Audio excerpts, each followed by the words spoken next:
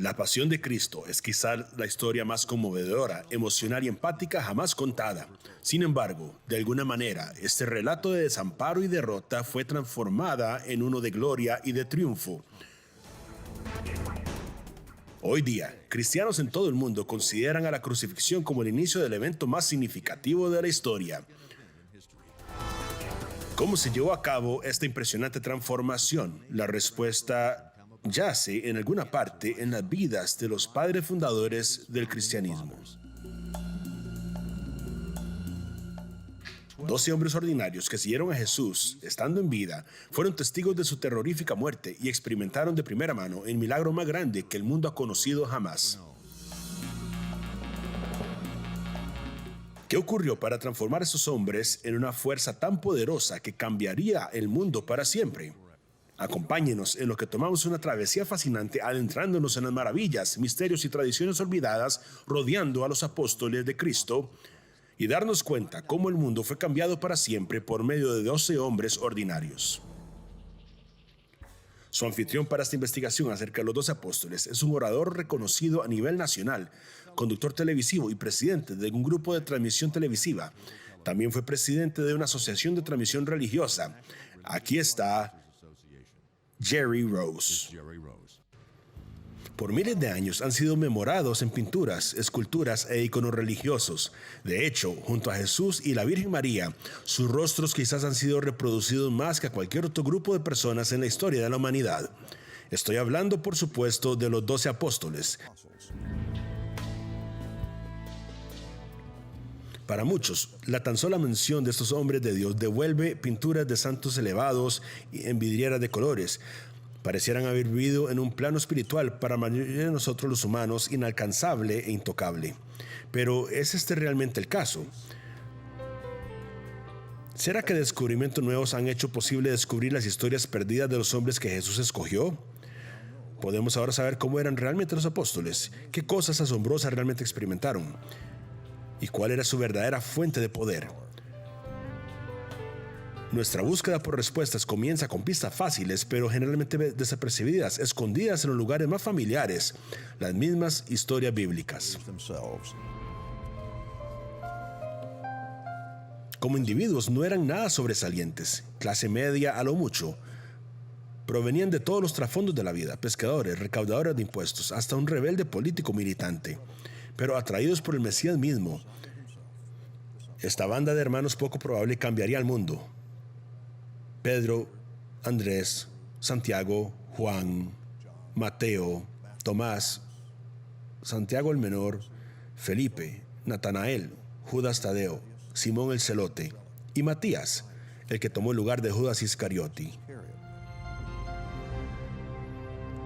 Aún hoy día, sus nombres son familiares en todos los rincones de la tierra, y hace unos 2000 años eran familiares entre ellos también.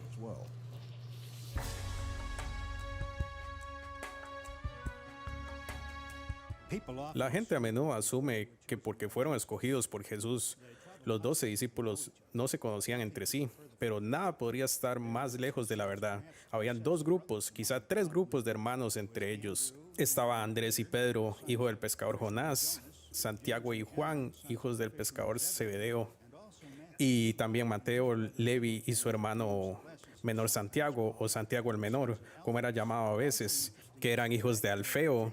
También es interesante el hecho de que Santiago y Juan y Mateo, Leví y sus hermanos Santiago eran familia de Jesús, posiblemente hasta primos hermanos.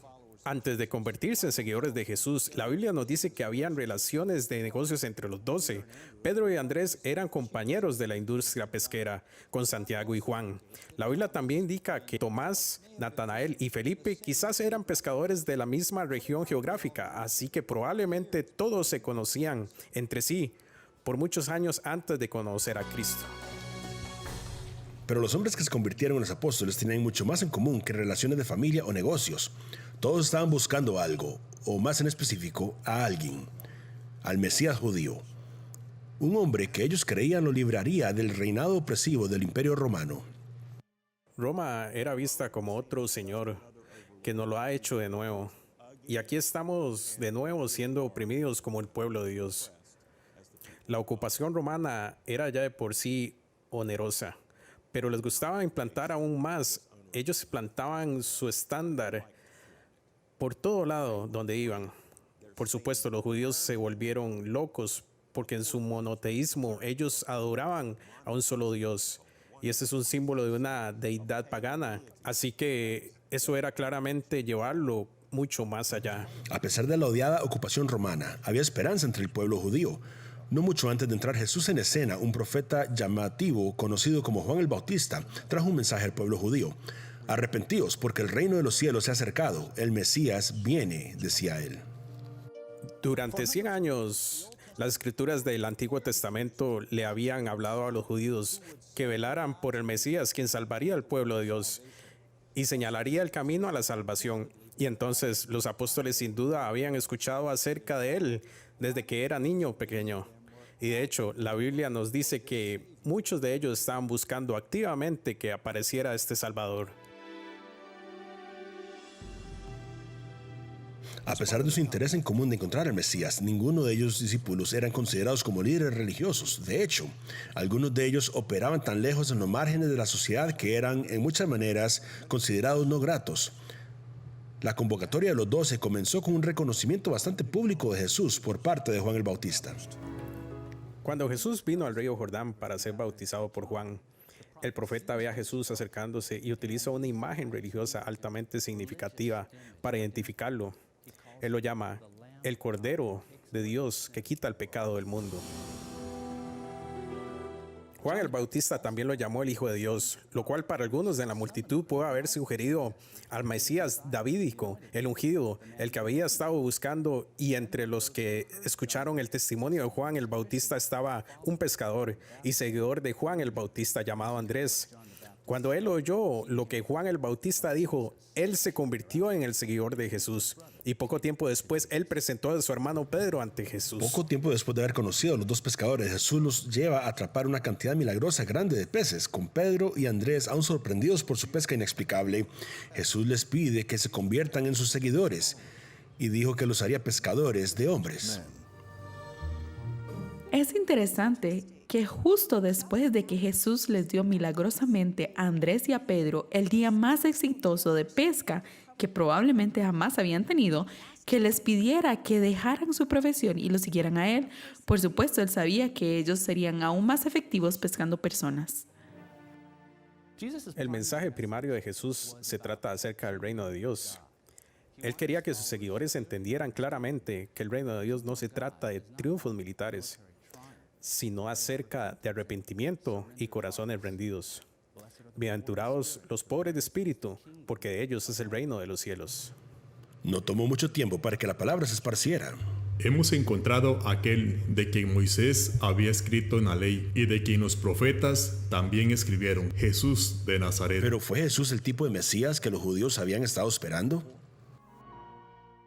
En las mentes de los apóstoles, el Mesías sería más que solo un líder político. Él sería un libertador quien estaría dispuesto a levantarse en contra de la opresión de los romanos y libertar al pueblo judío. Así que los apóstoles estaban buscando un héroe triunfante, no un salvador sufrido. Durante un tiempo parecía que los apóstoles habían encontrado justo lo que estaban buscando. Por todo lado donde iba Jesús predicaba a multitudes más grandes cada vez, ejecutó milagros impresionantes y habló con tanta sabiduría y autoridad que muchos ponían su fe en él. Pero en lo que aumentaban las multitudes, también lo hacía la intensidad del mensaje de Jesús. Él le decía a sus seguidores que el Mesías tendría que sufrir y morir, y que sería levantado el tercer día. Era un mensaje difícil y confuso para ser aceptado. No solo para las multitudes que se reunían, sino también para los 12 escogidos. Aún así, esto no era nada comparado con el asombro que recibieron después. Jesús les dijo, les digo verdad, a menos que coman la carne del Hijo del Hombre, beban de su sangre, no tienen vida en ustedes. Quien coma de mi carne y beba de mi sangre, tiene vida eterna, y yo lo levantaré en el día postrero. Jesús estaba tratando de decirle al pueblo que cualquiera que viniera a él tendría que hacerlo a través de la aceptación de la muerte y resurrección. Y esa es la base de la salvación, pero muchos de los judíos tomaron su enunciado literalmente, y para ellos esto era mucho que aceptar. A ellos se les prohibía por la religión judía beber sangre, y se ofendieron con la sola sugerencia. Esta declaración hizo que la mayoría de las personas se alejaran de Jesús, y hasta le dio a algunos munición que usaran contra de él. Cuando él fue traído a juicio, perdieron el punto por completo, pero a pesar de todo esto, sus seguidores principales permanecieron. Los apóstoles habían pendido toda su esperanza sobre este maestro carismático conocido como Jesús, pero sus sueños fueron pisoteados durante las horas más oscuras que el mundo ha conocido jamás. Justo como predijo, Jesús fue clavado en la cruz y padeció la muerte más vergonzosa y horrible imaginable. A través del relato de los evangelios vemos a los discípulos haciéndole a Jesús preguntas acerca de cuándo se levantaría y restauraría el reino de Israel. A pesar de los esfuerzos repetitivos de Jesús de hacer que entendieran que esta no era su razón de estar ahí, los apóstoles realmente no entendieron esto hasta su hora de muerte. Realmente no habían entendido aunque Jesús les había dicho, que él iba a ser matado en Jerusalén, que él no venía a tomar poder sobre Jerusalén, él venía a morir en Jerusalén. Y entonces cuando eso finalmente ocurrió fue devastador. Y sabe, depresión, enojo, temor, paranoia, un sentido de temor, un sentido de tener todas sus esperanzas aplastadas, cinismo, todas esas cosas de seguro habrán pasado por sus mentes. En temor por sus vidas, los discípulos se esparcieron y el movimiento que Jesús comenzó parecía llegar a un fin aplastante. Pero entonces, algo milagroso ocurrió. En unas semanas de la muerte de Jesús, los apóstoles emergieron nuevamente en la ciudad judía, pero ahora eran diferentes, con celo, enérgicos y con una pasión inquebrantable. Se convirtieron en una fuerza espiritual poderosa, esparciendo el mensaje de Cristo por todos lados donde iban. ¿Qué causó esta impresionante transformación? Un evento que desafió toda explicación. Jesús literalmente se levantó de la muerte. Hoy día, billones de cristianos alrededor del mundo basan su fe en este credo fundamental. Sin embargo, los relatos del Evangelio nos dicen que nadie estaba presente cuando este evento milagroso sucedió. ¿Cómo fueron convencidos los apóstoles de la verdad de la resurrección? ¿Y qué de los cristianos hoy día? ¿Podemos estar seguros que esta historia es verdad? Podría ser que algunos de los apóstoles nos hayan provisto de evidencia que ha sido pasada por alto durante 2000 años. ¿Y podría la medicina forense moderna usar esta información para esparcir nueva luz sobre la verdad de la historia de la resurrección? 3 días después de la crucifixión de Jesús, los discípulos de Cristo fueron esparcidos y tenían temor. El cuerpo de su líder yacía en la tumba junto con todas las esperanzas. Pero en esa mañana milagrosa del primer domingo de esperanza, las leyes de la naturaleza fueron echadas a un lado, y lo que fue una vez muerto cobró vida nuevamente en lo que Jesús se levantó de la tumba. Con este evento impactante, las vidas de los 12 apóstoles y el curso de la historia mundial serían cambiadas para siempre. Pero mientras los cristianos aceptan la historia como una verdad del Evangelio, hay bastantes escépticos, así como ellos que lo rechazan sin más. La pregunta debe hacerse entonces, ¿por qué creyeron los apóstoles en la resurrección? La Biblia nos dice que nadie estaba en la tumba donde el evento en sí se llevó a cabo, ni siquiera los socios más cercanos de Jesús. Entonces, ¿cómo estaban tan convencidos de la verdad de la resurrección que sacrificaron sus vidas para proclamarla? Tal vez el mejor lugar para buscar pistas a este misterio es con el hombre que generalmente es más recordado por su naturaleza de duda, el apóstol Tomás. En Juan capítulo 20, todos los discípulos estaban devastados. En cuanto a lo que sabían ellos, Jesús estaba muerto y ellos se reunieron para consolarse los unos a los otros. De repente, Jesús se les aparece y ellos rebosaban de gozo. Desafortunadamente, Tomás no está con ellos para ver este milagro con sus propios ojos. Tomás no estaba en el aposento alto porque su mayor temor se había cumplido. Jesús no estaba. Y Tomás estaba seguro que nunca lo vería jamás. Yo creo que eso le rompió el corazón. Él no estaba de ánimo para socializar o compartir su luto con sus amigos. Solo quería estar solo. Más adelante, cuando los otros discípulos le dijeron a Tomás que habían visto al Señor resucitado, él respondió: a menos que yo vea las marcas de los clavos en sus manos y meta mi dedo donde estuvieron los clavos y metiera mi mano en su costado, no lo creeré. Cuando la gente lee esta historia, lo primero que ven es a Tomás dudar.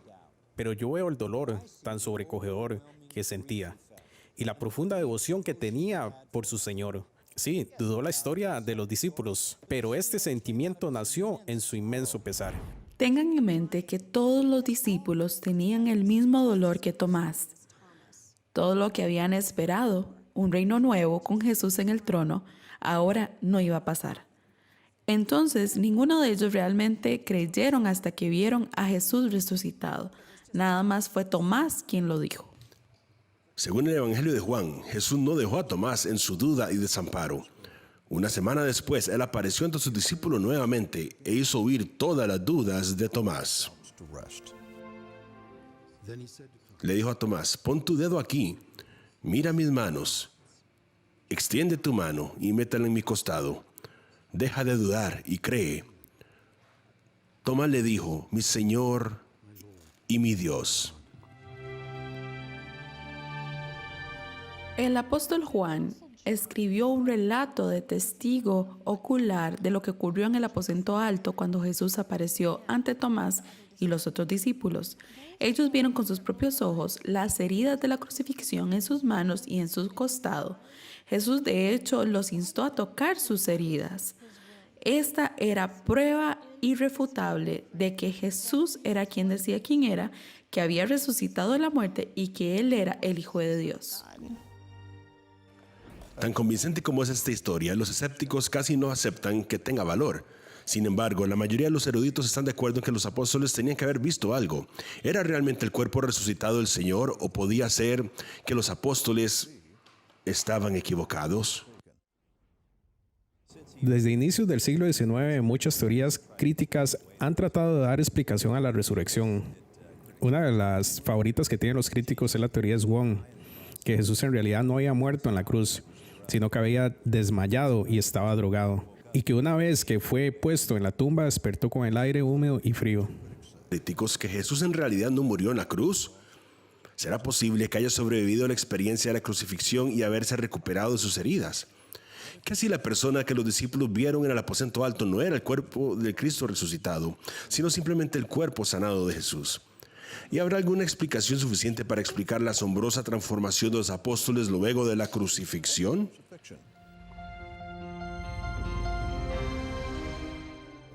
La clave de toda esta explicación es la experiencia que tuvieron los discípulos. Es concebido por casi todos los eruditos que pensaron que Jesús estaba vivo, pensaron que habían visto al Jesús resucitado. De alguna manera eso tiene que ser explicado porque la resurrección es, como concebida por casi todo el mundo, el centro de su fe.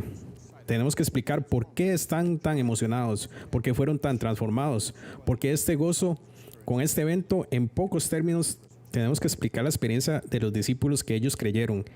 Era la aparición de Jesús resucitado. Luego los discípulos irrumpen en escena con una exuberancia, con gozo. Esa palabra sale una y otra vez. Algo los impulsó hacia el mundo. Algo los hizo decir, hey, estamos pensando que este punto previo donde estamos abrumados y caídos y de pronto están dispuestos a morir por algo. O sea, hay un signo de pregunta aquí.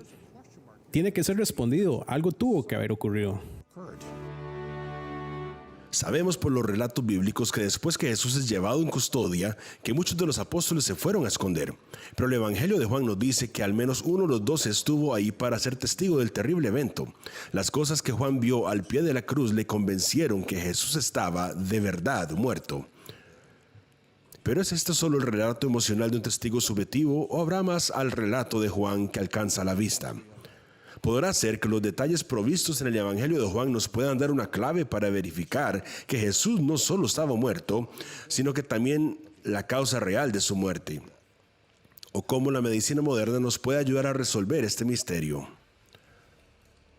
El doctor Alexander Metherell es un experto en el tema de la muerte por crucifixión y sostiene un título de doctorado en ingeniería. Más importante, es un doctor médico certificado y acreditado por la Junta Estadounidense de Radiología y ha sido consultor para el Instituto Nacional del Corazón y Pulmones del Instituto Nacional de la Salud. Los evangelios nos indican la información acerca de la causa de la muerte de Jesús. Sabemos que los romanos le dieron a Jesús una golpiza muy severa antes de tomar la cruz para ir al Gólgota y estar clavado a ella. Esto es importante porque significa que Jesús pudo haber perdido mucha sangre aún antes de ser clavado a la cruz. En otras palabras, él hubiera estado en una condición severa, acrítica médicamente.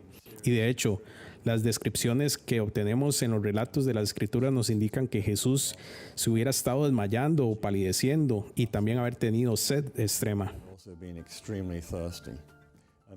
Y esto en términos médicos se llama shock hipovolémico. El diagnóstico de shock hipovolémico, siendo producto de una pérdida de sangre masiva, ciertamente es contundente. Pero ¿qué tiene que ver esto con la causa de muerte de Jesús? Pues la respuesta yace en un extraño trozo de información encontrado en el Evangelio de Juan. Uno de los soldados perforó el costado de Jesús con una lanza y al instante salió sangre y agua. Desde el punto de vista médico, la descripción en Juan capítulo 19 es importante porque coincide perfectamente con la condición médica que atravesó Jesús en ese momento. La pérdida masiva de sangre que Jesús experimentó por la golpiza probablemente conllevó una falla cardíaca, y esto pudo haber causado que un fluido transparente se recolectara en la membrana alrededor del corazón y los pulmones. Así que cuando la lanza penetró el costado de Jesús, probablemente atravesó el pulmón y ingresó al corazón. Cuando la lanza fue extraída, el líquido transparente que se había recolectado alrededor del corazón, que hubiera tenido apariencia de agua, salió. Esto pudo haber sido seguido por un volumen elevado de sangre del corazón. El relato dado en el Evangelio de Juan nos muestra que es completamente consistente con el historial médico. Por ende, concluimos que sin ningún lugar a dudas que Jesús murió en la cruz. Es completamente imposible que él hubiera sobrevivido a esa crucifixión. Los estragos de una golpiza brutal, las heridas penetrantes de los clavos en sus manos y pies y la lanza atravesada en su costado. Estas son las lesiones que sin duda sellaron el destino de Jesús. Y fueron las mismas heridas que fueron mostradas al apóstol Tomás cuando él vio a Jesús resucitado. Pero estos no son los únicos relatos de testigos de primera mano encontrados en el Nuevo Testamento. En una carta que el apóstol Pedro escribió a los primeros cristianos, él proclamó con certeza inamovible: No seguimos historias inventadas con astucia cuando les contamos acerca del poder y la venida de nuestro Señor Jesucristo, sino que fuimos testigos oculares de su majestad. Los apóstoles sin duda fueron convencidos de la verdad detrás de la resurrección de Jesús. Y como hemos visto, la ciencia médica moderna pareciera proveer evidencia contundente para verificar la historia. Pero quizás el testimonio más convincente puede ser encontrado en las vidas de los mismos apóstoles. Estamos hablando acerca de hombres que estaban huyendo y asustados por su misma sombra, como se ve antes de este evento. Y ahora no tienen miedo, están poniendo el mundo de cabeza y saliendo. Y no están solo diciendo que algo pasó, o sea, algo sí pasó, pero la explicación de ellos es que vieron al Jesús resucitado. Y en 3 de los 4 evangelios Jesús está ya sea ofreciendo o alguien está tocando. Hay un cuerpo ahí en las palabras de estos escritores y él está parado delante de ellos. Las heridas están intactas y han visto a su amigo nuevamente. Así que la razón del gozo y la exuberancia es increíble porque Jesús en verdad estaba ahí parado con ellos en cuerpo real. Bueno, hay que pensar en la evidencia de un testigo ocular en un juicio en una corte. Una de las cosas que uno como jurado debe preguntar es: ¿hay algún motivo alternativo para este testimonio? ¿Qué ganancia puede obtener una persona mintiendo? En el caso de los apóstoles, ellos no tenían ninguna recompensa terrenal que obtener y todo consuelo terrenal que perder. Sin embargo, persistieron. De hecho, estaban dispuestos a pasar el resto de sus vidas proclamando el mensaje de la salvación a través de la fe en Jesús, sin ninguna paga. Desde el punto de vista humano, ningún plan de retiro, ninguna pensión, ninguna villa lujosa esperándolos en Capernaum. Se enfrentaron a una vida de pruebas, fueron golpeados, encerrados y finalmente la mayoría de ellos ejecutados de una manera tortuosa. ¿Por qué? Porque estaban convencidos, sin duda alguna, de que habían visto a Jesucristo vivo. Es difícil, si no imposible, dar cuentas de esta convicción. Si de hecho no hubieran visto a un Jesucristo vivo, es la única explicación que tiene sentido. Toda persona que muere hoy en día muere por una ideología. El hecho de que uno esté dispuesto a morir es muestra que realmente cree algo. Pero los discípulos estuvieron dispuestos a morir. No solo demuestra que creían en algo como todos los demás, sino que vieron algo y ahí está la diferencia. Yo pensaría, ¿cuáles son mis pensamientos acerca de un partido político al que perteneciera? Que no son tan firmes como si yo lo viera a usted en el supermercado ayer. Estoy más seguro de eso que de mis valores políticos. Los discípulos no solo tuvieron la ideología, tuvieron el evento. Estaban seguros de que han visto a Jesús resucitado, y solo eso es algo único porque ningún otro fundador de las demás religiones del mundo es conocido por haber resucitado de la muerte, así que tienen una experiencia única de la cual hablar y algo visto. Los apóstoles de Cristo estaban entre un grupo pequeño de personas en la historia que conocieron de seguro que la historia de Cristo resucitado era verdad. Lo que hicieron con este conocimiento y el poder que recibieron de Jesús mismo es algo completamente impresionante. Las leyendas y tradiciones que rodean a los apóstoles ciertamente son asombrosas, pero antes que cualquiera de sus hechos sorprendentes pudieran ser logrados, los 12 apóstoles pasaron 40 días con el Jesús resucitado. ¿Qué pasó durante ese tiempo trascendental? El Nuevo Testamento revela muy poco acerca de estos días cruciales, pero ¿será posible que pistas a ese misterio estén escondidas a simple vista dentro de las páginas? De ser así, ¿a dónde nos podrían estar llevando estas pistas?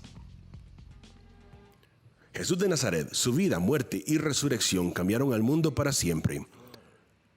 Pero esta transformación global comenzó humildemente en la vida de 12 hombres ordinarios, escogidos por el Mesías para ser sus compañeros más cercanos y emisarios para el mundo.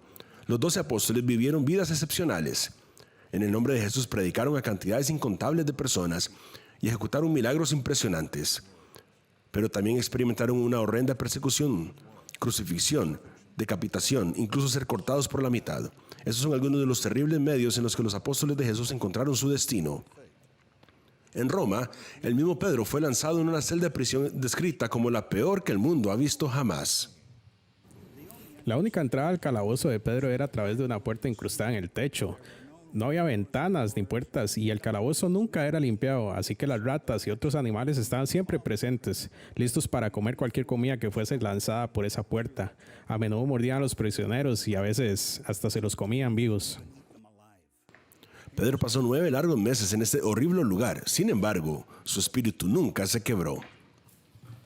A pesar de la decadencia que Pedro se vio, la tradición nos dice que él continuamente seguía proclamando a sus carceleros la gloria de Dios y el camino a la salvación a través de Jesucristo. Como resultado del testimonio, muchos de aquellos que estaban a cargo de velar con él en realidad se convirtieron al cristianismo. El tiempo de Pedro en el calabozo eventualmente llegó a su fin cuando fue últimamente sentenciado a muerte por crucifixión. Tradiciones de la iglesia postrera luego revelaron que el apóstol se consideró indigno de sufrir el mismo tipo de muerte que Jesús. Así que le rogó a los soldados que lo crucificaran de cabeza. Accedieron voluntariamente. ¿Cómo pudo Pedro y los apóstoles haber soportado todo lo que pasaron en la vida y en muerte? Bueno, la respuesta podría encontrarse en un periodo misterioso del tiempo que las historias de los evangelios mencionan brevemente. En el libro de los Hechos capítulo 1 se nos dice que luego que Jesús resucitado se mostrara a los apóstoles y dio muchas palabras y pruebas convincentes de que estaba vivo, Él se les apareció durante un periodo de 40 días y habló acerca del reino de Dios. Estos versículos levantan algunas de las preguntas más inquietantes en todo el cristianismo. ¿Qué les dijo exactamente Jesús a los apóstoles cuando se les apareció? ¿Qué tipo de pruebas utilizó para convencer a los apóstoles de que Él era el Mesías que habían estado esperando? ¿Y podemos algún día saber lo que realmente se llevó a cabo durante el misterioso periodo de tiempo de 40 días? Sabemos por el primer capítulo de Hechos que Jesús le habló a sus discípulos acerca del reino de Dios. Sin duda, sus palabras estaban intencionadas para impartir luz acerca de la enseñanza del Mesías escrita en las Escrituras del Antiguo Testamento, cientos de años antes. Verdades que Jesús mismo había cumplido. Sin embargo, los discípulos no habían sido capaces de reconocer antes de la resurrección. En Hechos 1 tenemos este pequeño diálogo entre Jesús y los discípulos. Y ellos dicen, está bien, ahora si vas a tomar el control en Jerusalén, ahora es que viene el reino sobre la tierra. Ahora va a ser nuestra la tierra santa nuevamente. Y Jesús dice, bueno, no es de ustedes saber los tiempos y estaciones acerca de eso. Y de hecho, lo que el reino realmente significa es la actividad divina salvadora esparcida desde aquí y a todo el mundo. Salvar a personas en todo lugar. Ese es el dominio de Dios sobre el que nos ocupamos ahora. Esa es la venida del reinado de Dios sobre la tierra de la cual nos ocupamos ahora. No el saber los tiempos de cuándo este pedazo de tierra vaya a ser nuevamente el paraíso judío. Y entonces ellos están como repensando toda su manera de identificarse en lugar del reino y hacer el pueblo escogido y lo que significa ser fiel a Dios. Lucas capítulo 34 revela, sin embargo, otra pista para el misterio de los 40 días. Aquí aprendemos que mientras que 2 discípulos están caminando hacia la aldea de Emaús, Jesús vino y caminó entre ellos, pero sorprendentemente no le reconocieron. En el camino a Emaús, los discípulos le contaron al extraño acerca de la crucifixión, la tumba vacía y que ellos no sabían qué pensar con todo lo que había pasado. Jesús los recriminó por ser insensatos y tardos para creer en todo lo que los profetas habían hablado en las escrituras del Antiguo Testamento. Y luego la Biblia nos dice que comenzando con Moisés y todos los profetas, Él les explicó lo que fue dicho en todas las escrituras concerniente a Él mismo. Esta es quizá la información más específica que tenemos acerca de lo que Jesús resucitado hizo durante este periodo de tiempo. Él los envió a los 12 discípulos simplemente al mundo sin explicarles cuál debía ser su mensaje, sino más bien tomó este periodo de 40 días para enseñarles cómo Él había cumplido las escrituras y cómo ellos debían salir y evangelizar al mundo. Al final del periodo de 40 días, Jesús le dio a sus discípulos una orden que ha llegado a ser conocida como la Gran Comisión. Por lo tanto, vayan y hagan discípulos en todas las naciones, bautizándolos en el nombre del Padre, del Hijo y del Espíritu Santo, enseñándoles que guarden todas las cosas que yo les he ordenado. ¿Cómo Jesús esperaba que sus discípulos, 12 hombres ordinarios, que cumplieran esta tarea imposible? Estamos en la esfera de la especulación ahora, en lo que hablamos con los mayores expertos del mundo y les hacemos unas preguntas bastante difíciles. Por ejemplo, durante los 40 días, ¿proveyó Jesús a los apóstoles con un plan para el evangelismo mundial? ¿Y cómo los inspiró a completar la tarea que Él había conferido para ellos? ¿Será posible que Él les mostrara una visión del futuro? Una en la que ellos pudieran ver por sí mismos los frutos de todo su trabajo. Finalmente, ¿qué los impulsó a todo el mundo con un mensaje? Mientras hay algunas preguntas entre eruditos bíblicos, el apóstol Juan generalmente se los adjudica haber escrito 5 libros del Nuevo Testamento: el Evangelio de Juan, 3 cartas llamadas Primera, Segunda y Tercera de Juan, y el libro de Apocalipsis. En el libro de Apocalipsis, el apóstol Juan registra los detalles de una visión muy dramática del futuro que él recibió de parte de Dios. La visión incluye el juicio final del mundo hecho por Cristo. En Apocalipsis capítulo 21 también vemos una referencia muy específica a los apóstoles, que debió haber sido un poco emocionante para Juan recibir. El pasaje describe el momento en que Juan veía la nueva Jerusalén bajando del cielo. Y el muro de la ciudad tenía 12 cimientos, y sobre ellos los 12 nombres de los apóstoles del Cordero. Esa clase de información pudo haber sido algo bastante conmovedor para los apóstoles tener cuando comenzaron su misión de evangelismo mundial. Pero Juan recibió esta visión cuando era un señor mayor, no cuando estaba apenas comenzando. De hecho, la Biblia no nos da ninguna indicación de que él o ninguno de los demás apóstoles recibiera una visión del futuro tempranamente, que les hubiera ayudado o motivado. No está ahí. Imagínense sentarse a los pies de un Salvador crucificado y resucitado, y ahora usted está viendo a esa persona de una manera totalmente diferente. Sabemos que mucha enseñanza se dio en algunos de los evangelios. Leemos eso en Hechos capítulo 1, en lo que los autores trataban de retratar esta escuela, digamos, ese entrenamiento posgrado que estaban atravesando los discípulos. Pero me imagino esta visión increíble que el Jesús resucitado les da diciendo: yo no voy a estar con ustedes, pero tal vez ustedes tengan que sacar esto y transformar al mundo con eso. Y lo que se ve respaldando es el poder transformador de Jesús. Y ellos llevaron ese mensaje a todo el mundo. Si Jesús no les hubiera dado a los apóstoles una visión del futuro, ¿qué directrices sí les proveyó?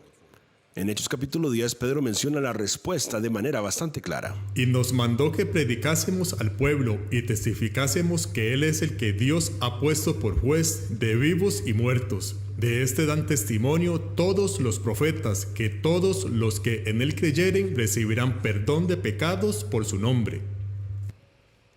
En el Nuevo Testamento, la tradición es pasada a lo largo de los tiempos. Encontramos una multitud de ejemplos en los que los apóstoles hicieron exactamente como Cristo les dijo.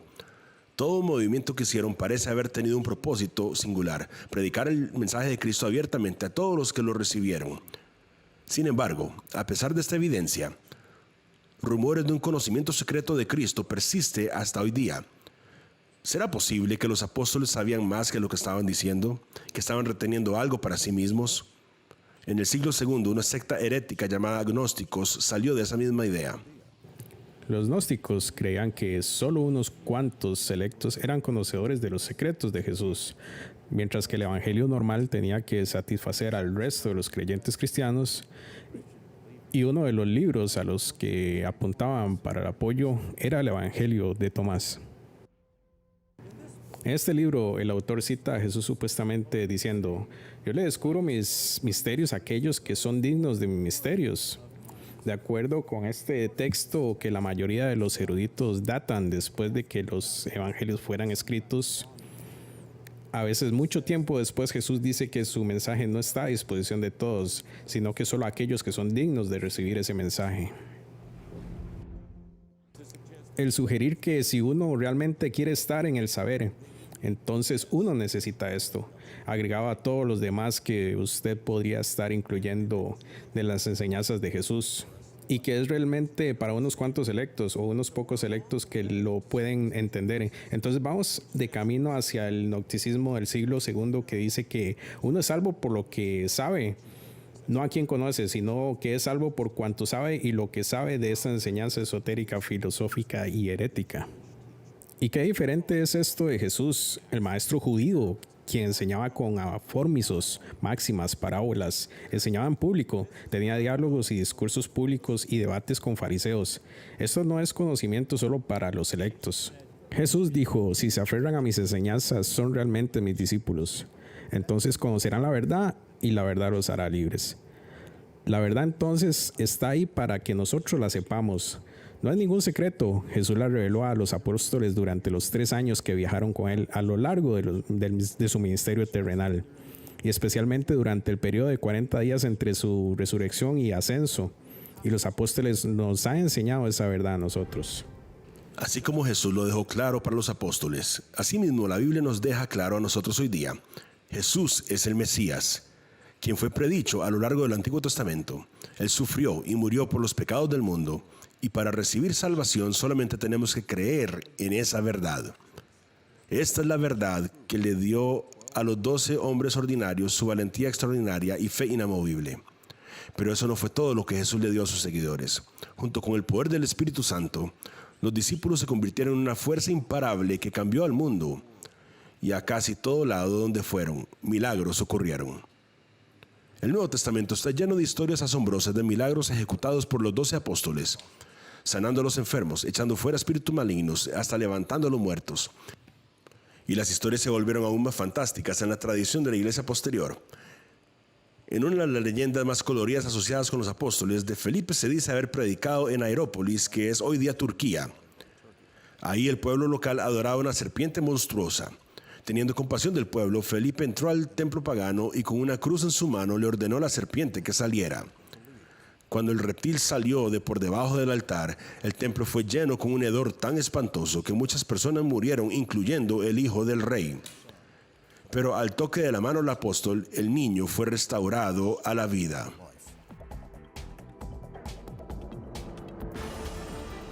¿Es real esta impresionante historia o simplemente una leyenda que surgió de la tradición eclesiástica? ¿Y cuáles son los muchos otros reportes de milagros atribuidos a los apóstoles? Cristianos en todo el mundo ciertamente consideran las historias de milagros confiables, pero ¿qué de las tradiciones que existen por fuera del Nuevo Testamento? ¿Será posible separar realidad de ficción más de 2000 años después? ¿Y cómo adquirieron los apóstoles su poder obrador de milagros en primer lugar? Todos hemos oído decir que los milagros ocurren todos los días, solo hay que saber a dónde buscarlos. Bueno, en el caso de los 12 apóstoles no había que buscar muy lejos. Todo comenzó en Jerusalén en un día de fiesta llamado el Día del Pentecostés, y pasó unos 50 días después de la resurrección. Cuando llegó el día de Pentecostés, estaban todos unánimes juntos, y de repente vino del cielo un estruendo como de un viento recio que soplaba, el cual llenó toda la casa donde estaban sentados, y se les aparecieron lenguas repartidas como de fuego, asentándose sobre cada uno de ellos, y fueron todos llenos del Espíritu Santo, y comenzaron a hablar en otras lenguas, según el Espíritu les daba que hablasen. Esa profunda visitación del Espíritu Santo marcó el inicio de una misión asombrosa de los apóstoles, y milagros comenzaron a ocurrir al instante. El libro de los Hechos nos cuenta que en el día del Pentecostés habían judíos en Jerusalén de toda la nación bajo el cielo. Cuando oyeron el ruido de los apóstoles, las multitudes se reunieron en sobresalto, porque cada uno de ellos los oía hablando en su propia lengua. La gente estaba impresionada. ¿Cómo un grupo de galileos comunes puede estar hablando en la lengua de las personas de todos los rincones de la tierra? El Espíritu Santo fue la clave del éxito de los apóstoles, de la expansión de la iglesia y de los milagros que los apóstoles pudieron ejecutar. Jesús les había dicho que esperaran en el Espíritu, y una vez que este derramamiento dramático se había llevado a cabo, las cosas comenzaron a desarrollarse rápidamente. El mismo día que los apóstoles recibieron poder del Espíritu, Pedro se levantó a predicar con una gran multitud reunida. El hombre que incluso había negado que conocía a Jesús 2 meses antes habló un mensaje del Evangelio de una manera tan poderosa que 3,000 personas pusieron su fe en el mismo Cristo ese mismo día. Sin duda, algunas de las personas en la multitud eran las mismas personas que estaban aclamando la crucifixión de Jesús apenas unos meses atrás y ahora aquí estaban aceptando la verdad de Jesús como su Mesías. El libro de los Hechos habla de muchos milagros que ocurrieron a través de los apóstoles. Estos incluían sanidades, incluyeron liberación de demonios e incluso la gente venía y trataban de ponerse en un lugar donde el apóstol Pedro caminaba y su sombra caía sobre las personas y eran sanadas. El apóstol habló delante de multitudes de personas, incluyendo algunos de los hombres más conocedores de Israel. También experimentaron milagros que se manifestaron como eventos geofísicos. Por ejemplo, casas temblando con la presencia del Espíritu Santo o la tierra temblando como respuesta a sus oraciones. Había también historias acerca de cómo los apóstoles eran encarcelados y ángeles de Dios que había enviado venían y abrían las puertas para que pudieran salir libremente de las prisiones. La Biblia nos dice que luego de ser testigos de los milagros de los apóstoles, miles de personas vinieron a la fe. Pero otras fuentes afuera del Nuevo Testamento verificaron estas milagrosas historias. Y si son reales, habrá otras razones que Dios le haya dado a los apóstoles el poder para hacer milagros. A lo largo de la historia, Dios se reveló a sí mismo a los judíos con señales y prodigios. La zarza ardiente, las plagas de Egipto, la partida del Mar Rojo, para nombrar solo algunos ejemplos. De hecho, que los judíos llegaron a esperar señales milagrosas para demostrar que alguien era un vocero verdadero de Dios. Sin estos milagros, el mensaje de Jesús no hubiera tenido ninguna credibilidad para los judíos. Les seguía que el propósito principal de Dios al darle a los apóstoles el poder para hacer milagros era darle la credibilidad que necesitaban para alcanzar una audiencia judía. Cualquier judío que veía estas señales y prodigios tenía que considerar la fuente de su poder y al menos encontrar el mensaje de ellos. Mientras que la presencia de señales y prodigios ciertamente auxilió a los apóstoles en su ministerio a los judíos, atrajo mucha atención entre los gentiles también. Muchas historias fascinantes han salido de la tradición de la iglesia primitiva que revelaron las asombrosas vidas que los apóstoles llevaban y los milagros que los siguieron mientras viajaban por el mundo por Cristo. De acuerdo a la tradición apócrifa, se hizo un intento de silenciar al apóstol Juan envenenándolo. Pero a través de la protección divina de Dios, Juan fue salvado cuando el veneno emergió de la copa en forma de serpiente y se escabulló. El apóstol Natanael, también conocido como Bartolomeo, es conocido por traer el evangelio a Armenia. Ahí se hizo que muchos milagros, incluyendo la hija lunática del rey, y echar fuera un demonio que residía dentro del ídolo del rey. Cuando el demonio salió, su rostro afilado, ojos encendidos y alas puntiagudas, dicen que era visible para todos. Una leyenda asociada con el apóstol Mateo dice que él levantó al hijo del rey de Egipto de la muerte y sanó a la hija del rey de lepra.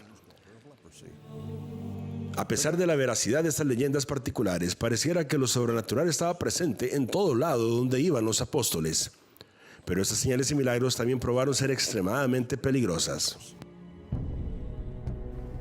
Con el poder de su mensaje y los milagros que los acompañaron, los apóstoles se convirtieron en una fuerza con la cual ser encontrada en el mundo antiguo. Por todo lado donde iban, como veían las cosas, y eso los volvió peligrosos para las personas en poder. Uno de los gobernadores antagonizados por la actividad de los apóstoles era nadie más que el gobernador de Jerusalén, Herodes Agripa. Hay cierta evidencia que sugiere que el apóstol Santiago se fue de Jerusalén y viajó hasta España por el Mediterráneo para predicarle el evangelio a los judíos que vivían allí. Y esto regresó a Herodes Agripa, el nieto de Herodes el Grande, quien es ahora el gobernador romano de Jerusalén. En cuanto respectaba a él, Santiago estaba predicando un mensaje peligroso que nombraba a Jesús, no a César, como el Rey de Reyes. Cuando Santiago regresó a Jerusalén fue etiquetado como un traidor a la causa romana y fue decapitado por incentivar la rebelión entre los judíos en España bajo el control romano. Él fue el primero de los apóstoles en ser martirizado. La misión que Jesús le dio a los apóstoles no fue fácil. El evangelio trajo problemas en todo lado donde fue predicado. Toda clase de reyes y gobernadores consideraron a los apóstoles y todos los cristianos como una amenaza y los persiguieron maliciosamente. Como muchas de sus contrapartes, el apóstol Andrés también se encontró con su destino en las manos de un gobernador furioso.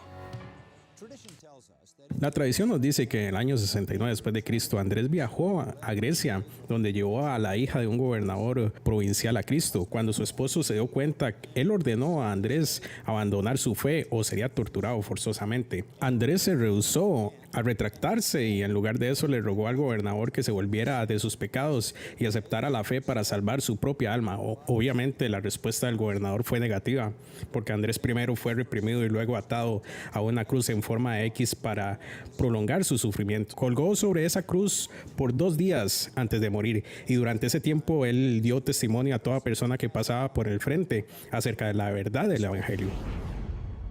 Por la mayoría de los relatos históricos, 11 de los 12 apóstoles dieron sus vidas para llevar el mensaje del evangelio al mundo. De los 12, el apóstol Juan es el único que se cree que haya muerto por causas naturales. Pero él también sobrellevó tremenda persecución en su servicio al Señor. Sin embargo, ante el semblante de la hostilidad abrasadora y violencia, los apóstoles perseveraron y el mensaje del evangelio se esparció como fuego salvaje. Unos 20 años después de la proclama inicial de los discípulos, llevaron esta doctrina, en especial la muerte y resurrección de Israel, subieron por el mundo Mediterráneo oriental hasta Roma, y sabemos que ha sido producido en estas regiones por las epístolas de Pablo. Las ciudades a las que fue, aún por medio de fuentes extrabíblicas, la muerte y resurrección de Jesús, especialmente su muerte en el evento más frecuentemente mencionado en su vida. Así que la palabra se esparció, y se esparció muy rápidamente en un periodo de tiempo muy corto. Con la expansión del cristianismo vino una persecución en aumento, y Roma fue sin duda el mayor ofensor. Los cristianos fueron arrestados, públicamente humillados y a menudo torturados a muerte. Sin embargo, de alguna manera los apóstoles encontraron una manera de vencer a su mayor enemigo, convirtiéndolo en el mayor apoyo del cristianismo. ¿Cómo se dio este impresionante cambio? ¿Le ayudó sin saberlo el gobierno romano a los apóstoles a alcanzar su meta de alcanzar el mundo para Cristo? Considerando todo lo que los apóstoles lograron, ¿eran realmente tan ordinarios como parecían ser cuando Jesús los llamó al principio para seguirlo? La impresionante historia de la iglesia primitiva está llena de los cuerpos de los creyentes que fueron martirizados por su fe, y el gobierno romano era especialmente celoso en su persecución hacia creyentes. Fueron sentenciados a muerte por los medios más crueles: crucifixión, decapitación, y en el año 64 después de Cristo, bajo el emperador romano Nero, algunos hasta fueron quemados vivos y usados como antorchas en las calles de Roma. Sin embargo, en el año 312, otro evento sobrenatural ocurrió que traería un revertir increíblemente de fortuna para los cristianos en el Imperio Romano y el crecimiento sin precedentes del cristianismo en todo el mundo. En la conclusión de una tremenda batalla cuyas fuerzas estaban superadas en número, el emperador romano Constantino recibió una visión de Dios. Él vio la cruz de Cristo puesta delante del sol y escuchó una voz decir: «Con esta señal tú serás el vencedor». El día del conflicto, Constantino hizo que todos sus soldados pusieran el símbolo de la cruz en sus escudos. Fueron a la batalla y lograron una avasalladora victoria sobre el enemigo. Como resultado de esta victoria contundente, el emperador Constantino se convirtió al cristianismo y en el año 313 emitió un edicto de Milán, el cual prohibía la persecución de cristianos en el Imperio Romano. Para el siglo IV, el cristianismo se había convertido en la religión oficial del Estado. Todo esto es impresionante cuando uno considera todas las probabilidades en contra del cristianismo. Era una religión basada en las enseñanzas de un carpintero pobre de Nazaret. El líder del movimiento fue tildado como un criminal común y ejecutado de la forma más horrible posible. Él deja a solo un puñado de seguidores en las tinieblas del Imperio Romano para esparcir su mensaje a través del mundo. Aún así, a pesar de la persecución constante que sobrellevaron en las manos de Roma, la semilla plantada por los apóstoles en el siglo I continuaron creciendo. Para el siglo III se estima que había unos 5 millones de cristianos viviendo en el Imperio Romano solamente. En menos de 300 años, con el nacimiento del cristianismo, la fuerza más poderosa en el mundo, el Imperio Romano fue conquistado por él. ¿Cómo una transformación tan milagrosa se pudo haber llevado a cabo en un periodo de tiempo tan corto? Hasta los expertos más renombrados tienen dificultad explicando exactamente cómo ocurrió. Pero hay unas posibilidades que intrigan. Podrían ser que antes de la conversión de Constantino, el gobierno romano, sin saber, le ayudó a los apóstoles a alcanzar su meta de alcanzar al mundo para Cristo. Cuando Jesús comenzó su ministerio, el Imperio Romano era sin duda el poder dominante en el mundo. Los romanos controlaban la mayor parte de Europa, el norte de África, Asia Menor y por supuesto Palestina también. Ahora, mientras que los judíos luchaban en contra del Imperio Romano, los cristianos, por otro lado, se beneficiaron del increíble sistema de carreteras que los romanos habían levantado, lo cual aceleró la comunicación en todo el imperio y ayudó a esparcir el evangelio. Mientras que caminos bien establecidos y la seguridad de viajes seguros sin duda auxilió a los apóstoles, no se puede explicar plenamente sus logros evangelísticos. ¿Cuál de las fuerzas pudo haber estado trabajando? Los eruditos bíblicos modernos han sacado otra teoría interesante para ayudar a explicar el misterio. Para que los apóstoles tuvieran esperanza alguna de cumplir la gran comisión, tuvieron que salir con una estrategia evangelística brillante. De los relatos del Nuevo Testamento podemos construir un poco de lo que pudo haber tenido esa estrategia. Primero fueron a las ciudades grandes a lo largo de las rutas de intercambio ya establecidas y a las ciudades portuarias donde personas de todo el mundo se congregaban. Le predicaban a las personas, ahí hicieron muchas conversiones. Luego estos convertidos viajaron por las pequeñas aldeas y a los confines de la tierra, donde establecieron iglesias. Estas iglesias resultaron en muchas más personas escuchando el mensaje y aún en más iglesias siendo establecidas. Así que, en efecto, salieron con una manera de delegar responsabilidades y para multiplicar sus números más rápidamente que lo que cualquiera consideraba posible. ¿Cómo los apóstoles divisaron esta brillante estrategia evangelística? Bueno, la búsqueda de respuesta nos lleva de vuelta al periodo del tiempo más intrigante del Nuevo Testamento, los 40 días entre la resurrección de Jesús y su ascensión al cielo. Una de las cosas que suponemos que tuvo que haber salido durante estos 40 días es la iniciación de Jesús de una actividad misionera, comenzando con esa área local y extendiéndose alrededor del mundo. Esto es muy probable que esta sea en realidad parte de esa instrucción por ciertas razones, porque antes de la cruz Jesús los vio más de una vez. Antes de la cruz Él da instrucciones acerca de cómo hacer esto y después de la cruz tenemos quizá los comentarios más famosos de Jesús diciendo básicamente vayan por todo el mundo. Así que estamos bastante seguros para decir que es un esfuerzo misionero en uno de los legados principales de que Jesús dejó en sus discípulos. Lo que tenemos aquí es una especie de efecto de reloj de arena. Tenemos el misterio de Jesús descendiendo a la cruz y de lo que se dice tradicionalmente ser lanzado en Pentecostés. Los discípulos son impulsados al mundo. El lazo entre estos dos eventos son esos 40 días donde Jesús está diciendo tomen esto y salgan. Y tengo que pensar que muchas ideas corregidas salieron durante este tiempo. ¿Sabe? No soy el rey que va a molestar a los romanos. Esta vez no. Su meta principal es meter personas al reino, pero sabe, hay mucha enseñanza dándose durante este tiempo porque ellos salen con un propósito nuevo y con ideas nuevas, con un enfoque nuevo y ahora hacen bien las cosas. Desde el líder de los 12, Pedro, hasta los miembros menos visibles del grupo como Matías, los apóstoles dieron sus vidas en el compromiso inamovible a la comisión que Jesús les dio. Eran tan ordinarios como padecían o poseían cualidades ocultas que solo Jesús podía ver. Puede que no sepamos mucho acerca de los discípulos y quiénes eran antes de conocer a Jesús, o hasta mucho de ellos después de convertirse en sus seguidores. Lo que sí sabemos es que realmente no eran rabinos poderosos, no eran líderes políticos, no eran hombres extremadamente adinerados, ni tenían mucho prestigio. La única cosa extraordinaria acerca de estos hombres es que eran personas ordinarias, eran seguidores de Jesús y salieron y cambiaron el mundo. Así que tenía que ver con el poder de Dios obrando en las vidas de ellos como hombres ordinarios. Cuando pensamos en los 12 apóstoles hoy día, no pensamos en estos santos más grandes que todo humano con halos resplandecientes. Ellos parecen sublevar y resaltar de una manera fuera de este mundo que les da cualidades extraterrestres, y eso es desafortunado, porque eso los saca del humano y nos hace difícil recordar que estos eran 12 hombres ordinarios, escogidos por una razón muy específica. Dios quería establecer un mensaje que aún las personas ordinarias son capaces de cosas extraordinarias. Cuando están caminando en la verdad, estos hombres fueron empoderados por Dios. Todo lo que hicieron, todo lo que pudieron lograr fue posible a través de Él solamente. Qué increíble y sorprendente tuvo que haber sido caminar y hablar con el Hijo de Dios y darse cuenta del poder divino que venía a través de sus vidas. Qué increíble experiencia tuvo que haber sido para esos hombres ordinarios.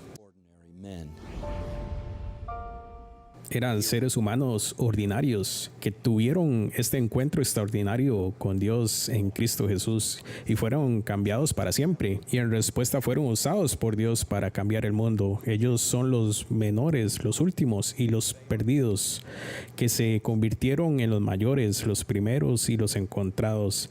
Y cuando vemos el final de la historia del Evangelio, ellos se devuelven a ser los menores, los últimos, los perdidos. Ellos huyen y sin embargo, por el milagro de los eventos de la Pascua y la llegada del Espíritu Santo, una vez que se fue Jesús, a través de estos dos eventos cruciales, ellos son renombrados en hombres que lo dan todo, valientes que salen y le cuentan a todo el mundo que el Salvador ha venido. Y la verdad del asunto es que nosotros también tenemos la habilidad de ser seguidores de Jesús. Necesitamos recordar más que nada la palabra de Jesús.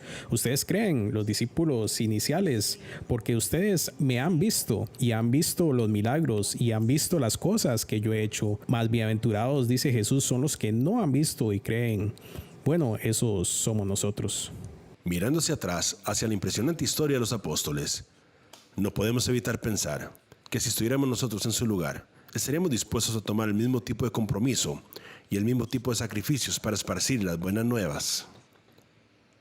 Los apóstoles de Cristo murieron hace unos 2000 años. Sin embargo, sus vidas, sus hechos y sus palabras inspiradas por Dios nos son tan relevantes hoy día como lo fueron en los días en que la historia recién había comenzado.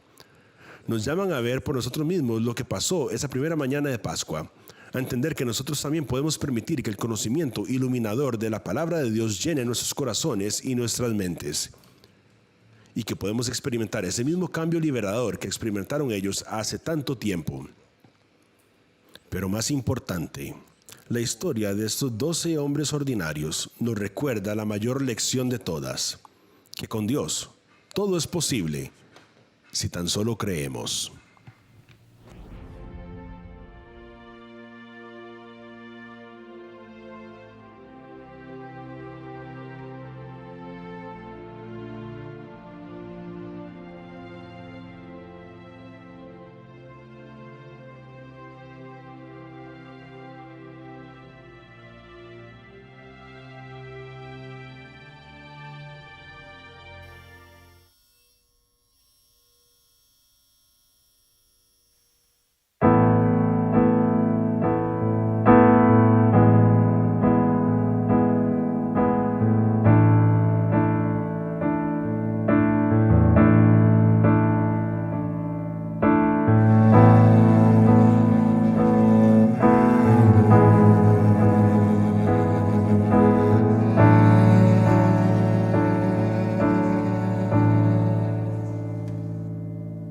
¿Cómo puede ser que el bueno y justo se hizo hombre y fuera a morir por el más vil pecador? Como siendo yo su enemigo, el sufrimiento en mi lugar tomó en aquella cruz y cargó mi maldad sobre él. Su rectitud por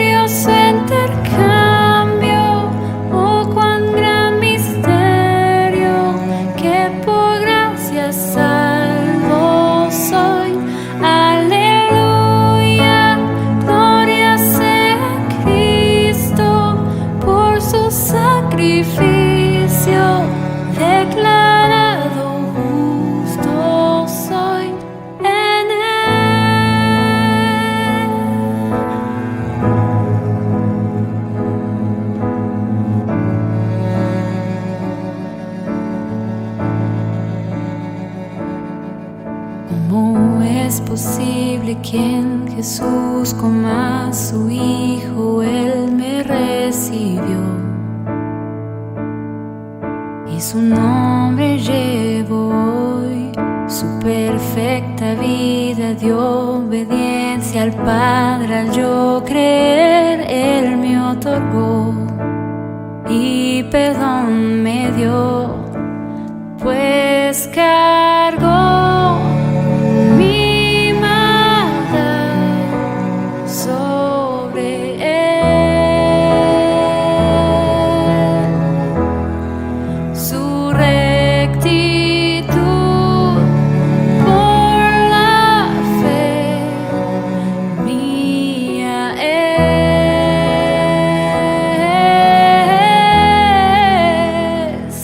Aleluya, glorioso intercambio, oh cuán gran misterio, que por gracia salvo soy.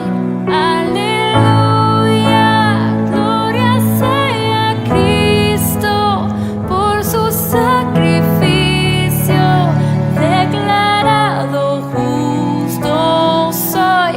Aleluya, glorioso intercambio, oh cuán gran misterio, que por gracia salvo soy. Aleluya, gloria sea Cristo, por su sacrificio declarado justo soy.